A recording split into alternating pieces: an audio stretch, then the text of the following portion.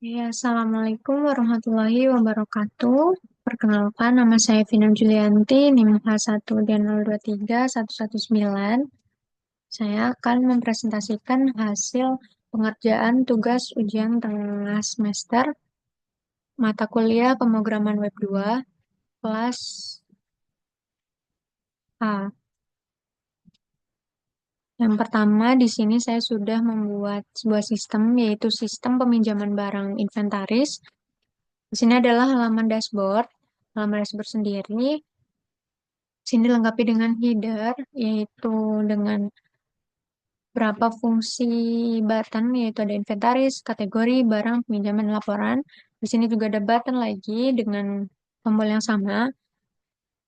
Di sini juga ada yang namanya statistik dari jumlah barang, peminjam aktif, dan total kategori. Dari statistik ini juga divisualisasikan melalui sebuah grafik, grafik batang yang di digambarkan hanya untuk jumlah barang dan peminjaman aktif. Lalu langsung saja ke halaman yang kedua. Di sini adalah halaman daftar kategori. Di sini ada fungsi CRUD yaitu Create Delete Update. Nah, di sini kita bisa menambahkan daftar kategori, contohnya seperti kesehatan. Lalu kita klik simpan, maka akan ditambahkan di sini. Kita juga bisa mengedit untuk nama-namanya. Untuk kesehatan bisa kita edit ke kalangan. Ketika kita klik update, maka akan terupdate di sini. Nah, ketika kita klik hapus, maka akan muncul pop-up apakah Anda yakin ingin menghapus kategori ini. Lalu yang selanjutnya ada halaman data barang. Di sini adalah data-data barang dari inventaris yang bisa dipinjam. Kita juga bisa menambah, mengedit, dan menghapus. Mengambah, contohnya kita mau menambah pulpen, kategorinya juga tergantung yang tadi, alat tulis, stoknya juga bisa kita inputkan, maka ketika klik simpan akan muncul di tabel. Nah, kita juga bisa mengedit untuk namanya, kategori, dan stoknya. Kita juga bisa menghapus. Tuh. Oke, yang selanjutnya adalah halaman peminjaman. Untuk halaman peminjaman sendiri, di sini adalah data-data dari nama peminjam, barang, jumlah, dan tanggal peminjamnya, juga status dari peminjam tersebut, apakah masih dipinjam atau belum dikembalikan. Di sini juga ada fungsi CRUD-nya. Kita bisa menambah nama peminjam, cuma final. Di sini juga ada stok-stoknya, jadi tersinkron sama data barang yang di halaman sebelumnya. Lalu ada juga eh, bagian jumlah, kita bisa meminjam berapa barang selama satu, maka ketika kita klik pinjam akan muncul dan disertai tanggal pinjam dan statusnya belum dikembalikan. Di sini juga ada aksi yaitu selesai dan hapus untuk eh, mengaccept apakah ini sudah dikembalikan atau selesai atau belum. Kita juga bisa menghapus apabila kita ingin menghapus data peminjaman. Lalu yang selanjutnya ada data laporan peminjaman. Nah, data laporan peminjaman di sini adalah data yang sama seperti pada sebelumnya, namun di sini kita juga bisa memfilter dari tanggal berapa sampai tanggal berapa. Jadi kita bisa melihat hanya dari rentang tanggal berapa sampai tanggal berapa.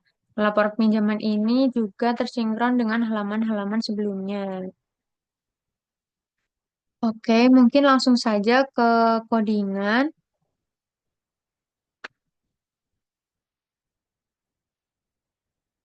Untuk codingan sendiri di sini juga saya membuat database di PHP dengan total ada 4 tabel, yaitu tabel barang, detail peminjaman, kategori, dan peminjaman. Dengan nama database yaitu inventaris BRG. Oke, langsung saja ke penjelasan penjelasan dari source code-nya, codingannya. Jadi untuk codingan sendiri Di sini saya menggunakan CRUD barang dan kategori, yaitu fitur untuk menambah, mengedit, menghapus barang, serta kategori barang yang ada di dalam sistem. Lalu ada juga peminjaman dan laporan barang, dan juga ada validasi stok. Nah, di sini juga ada MVC atau model view dan controller, bagian dari application. Jadi untuk source code-nya sendiri di sini strukturnya sama seperti kode CI pada umumnya. Di dalam application adalah berisi codingan-codingan dari sistem yang saya buat. Nah, untuk codingan yang pertama, di sini ada file-file folder seperti chat, config, controller, core, helper, dan lain-lainnya. Ini berisi codingan PHP dari sistem. Pertama, kita akan membahas model. Model adalah eh, sebuah fungsi yang bertugas untuk berinteraksi langsung dengan database. Sebagai contoh, pada model di sini saya membuat ada 4 model, yaitu ada barang model, detail model, kategori model, dan peminjaman model. Nah, untuk barang model sendiri, di sini kita mendefinisikan berbagai fungsi ya, teman-teman. Jadi untuk fungsi modelnya sendiri, eh, untuk barang model, di sini kita menggunakan fungsi get all atau mengambil semua data barang atau nama kategori dengan join tabel kategori. Nah,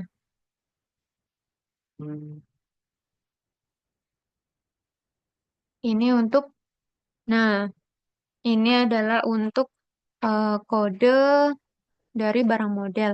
Barang model sendiri kita di sini menggunakan fungsi get all. Nah, jadi untuk fungsi get all ini adalah untuk mengambil semua data barang dan nama kategori dengan join tabel kategori. Nah, join tabel. Nah, ini untuk fungsi select dan joinnya.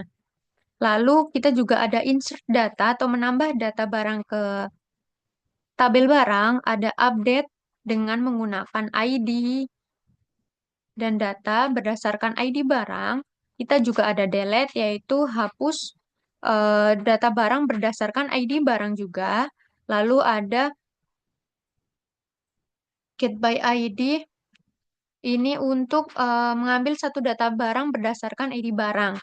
Lalu get stock juga mengambil jumlah stok berdasarkan ID. Lalu ada update stock. Update stock sendiri yaitu untuk mengeset barang ke nilai tertentu. Nah, untuk kurangi stok itu adalah mengurangi stok barang sebanyak jumlah. Ini untuk halaman sinkron yang bagian peminjaman.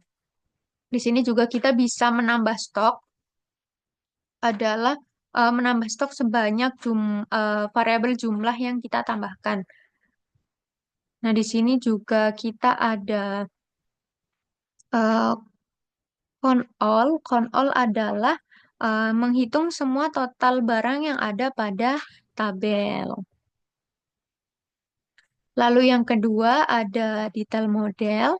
Detail model adalah di sini untuk mengatur uh, ke tabel detail peminjaman. Jadi di sini ada insert batch. Insert batch itu adalah fungsi untuk menambah banyak data sekaligus ke tabel detail peminjaman.